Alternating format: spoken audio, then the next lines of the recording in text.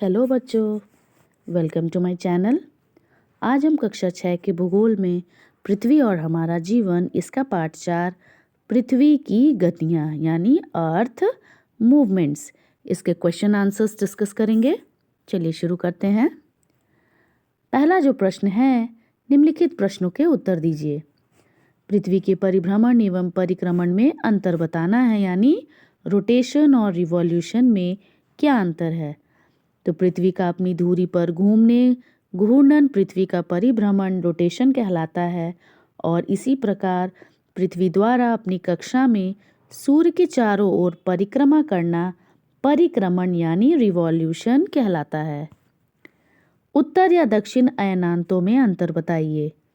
जब उत्तरी गोलार्ध सूर्य की ओर झुका होता है तब उत्तरी ध्रुव पर 6 महीने का दिन होता है, और इसी स्थिति को हम सूर्य का उत्तरायण होना या उत्तर अयनांत कहते हैं। ठीक उसी प्रकार जब दक्षिणी गोलार्ध सूर्य की ओर झुका हुआ होता है तब दक्षिणी ध्रुव पर 6 महीने का दिन होता है। इस स्थिति को सूर्य का दक्षिणायन होना या दक्षिण अयनांत कहते हैं। प्रश्न ग, प्रदीप्ति वृत्त से आप क्या समझते हो। पृथ्वी सूर्य से प्रकाश एवं ऊष्मा प्राप्त करती है। पृथ्वी का आकार लगभग गोल है, इसीलिए एक समय में इसके आधे भाग में ही सूर्य का प्रकाश पड़ता है। सूर्य की ओर वाले भाग में दिन होता है और सूर्य के विपरीत भाग में रात होती है। पृथ्वी यानी ग्लोब पर जो वृत्त दिन और रात को विभाजित करता है उसे ही प्रकाश वृत्त या प्रदीप्ति वृत्त यानी सर्कल ऑफ इल्यूमिनेशन कहते हैं। पृथ्वी के घूर्णन गति के प्रभावों का विवरण दीजिए। तो यहाँ हमें पृथ्वी की घूर्णन गति के कारण बताने हैं, प्रभाव बताने हैं। तो प्रभाव यहाँ पर क्या है, इसके पृथ्वी के घूर्णन गति उसके प्रभाव से क्रमशः दिन और रात होते हैं।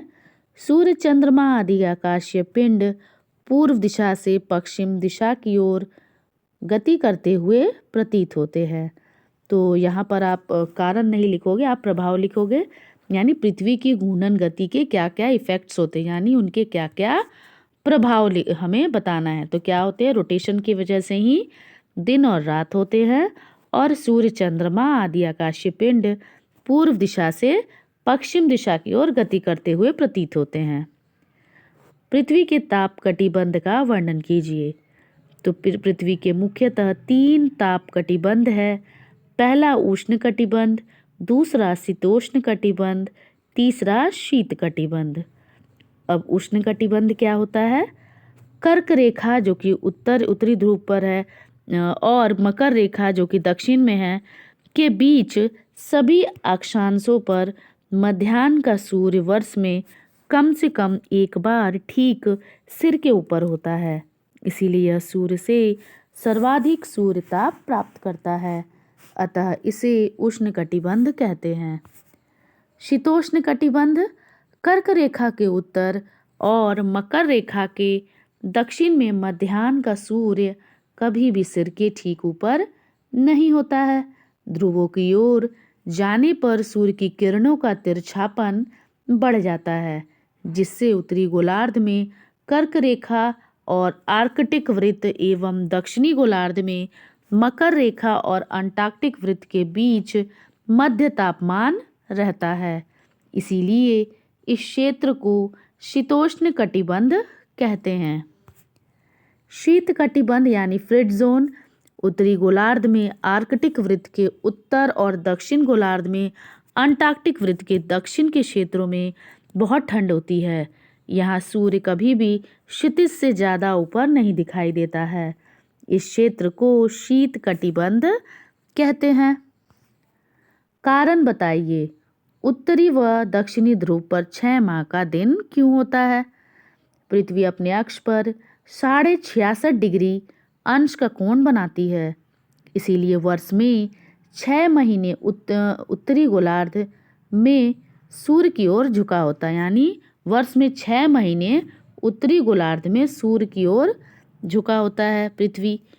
इसीलिए यहाँ 21 मार्च से सितंबर तक 6 माह का दिन होता है और इसके विपरीत जब दक्षिणी गोलार्ध सूर्य की ओर झुका होता है तब वहाँ 6 माह का दिन होता है।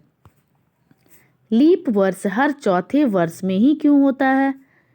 तो पृथ्वी सूर्य का चक्कर 365 दिन 1/4 यानी 6 घंटे 365 दिन और 6 घंटे में लगाती है।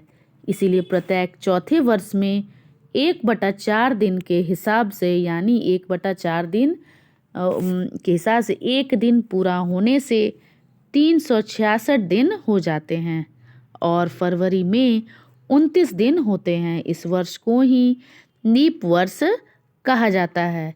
तो यहाँ पर प्रत्येक वर्ष के अतिरिक्त 6 घंटे जो हैं ये हर चौथे वर्ष में एक अतिरिक्त दिन के रूप में जोड़ दिया जाता है।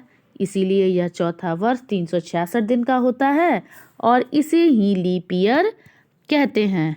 और इसी के वजह से फरवरी माह 28 दिन के बजाय लीप ईयर में 29 दिन का हो जाता है। यहाँ पर हमें सही वाक्य पर सही का चिन्ह और गलत वाक्य पर गलत का चिन्ह लगाना है। 21 मार्च को दक्षिणी गोलार्ध में वसंत ऋतु होती है, यह गलत है। पृथ्वी सूर्य का चक्कर 365 1/4 दिन में लगाती है, यह बिल्कुल सही है। वार्षिक गति के कारण दिन रात होते हैं, यह गलत है। पृथ्वी द्वारा सूर्य का चक्कर लगाने का जो पथ है वह दीर्घवृत्ताकार है, यह बिल्कुल सही है। पृथ्वी जो है वह सूर्य के चारों ओर इलिप्टिकल यानी दीर्घवृत्ताकार पथ पर ही परिक्रमा करती है। प्रश्न 4 स्तंभों का मिलान करिए। उपसौर किसको कहते हैं? 3 जनवरी को कहते हैं और 3 जनवरी को पृथ्वी सूर्य के सर्वाधिक निकट होती है और इसी स्थिति को हम क्या कहते हैं? उपसौर यानी पेरीहेलियन। वसंत विषुव 21 मार्च को मनाया होता है। अपसौर 4 जुलाई, इस दिन जो पृथ्वी है वह सूर्य से सर्वाधिक दूर होती है और इसी स्थिति को अपसौर यानी अफेलियन कहते हैं। शिशिर विषुव कब कहते हैं? 23 सितंबर। चलिए आज हमने पाठ 4 का प्रश्नोत्तर और अभ्यास पर प्रश्न जो है वो डिस्कस कर लिया। आपको अगर कोई परेशानी आती है तो आप कमेंट सेक्शन में अपने क्वेश्चंस लिख सकते हैं। चलिए नेक्स्ट वीडियो में हम न्यू कंटेंट के साथ मिलेंगे।